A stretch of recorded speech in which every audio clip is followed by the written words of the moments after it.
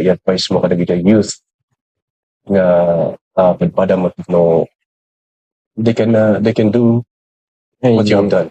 Yung pinaka-first nga talaga ako biro kong di purpose mo. So, dito number 1 talaga nga may susuro kanya mi. Find your purpose. Purpose nga talaga. No, at least no nabiro kami di. Kamom ti aramidon. Like, ko hantoy gawin minsan gat. No, ada to iji panagdaktal tayo kat hantoy pa lang amo ngayon. No, kanya ba? Or panagpili ti course. No, minsan hantoy pa lang amo. Ligod. Nadamat ti Diyos nga pagkararagan, which is we have to ask knowledge, understanding, i-guide that tayo jipat. Ngayon ba ti purpose tayo? And then, if you have that purpose, then pursue it. Give your best. Then, focus nga purpose.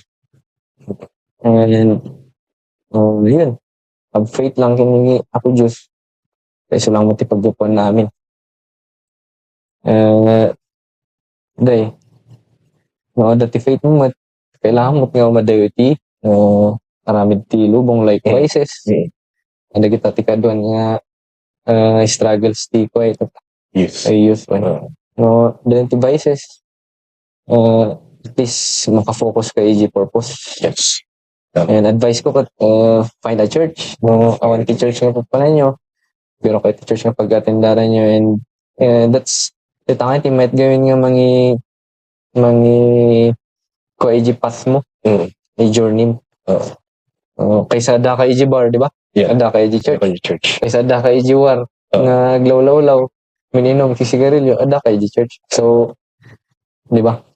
Find a church. Find a church. Dati kasla may isa nga isugamin ti di makdutulak so mati kasla may advice ko. Yeah. Adakta nga sitwasyon. Adakta nga makunak ng parabor ni Apo Diyos. Blessings in God. Through that nga nangyari. I've been to church and I've been to people nga kakadwa mo pilyamat lang.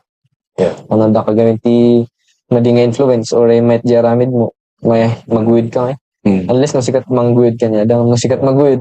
Yeah. Kasla di purpose mo ito nga nakita mo ko mabaliwan or hantong na nasaya di result or matraffic ka.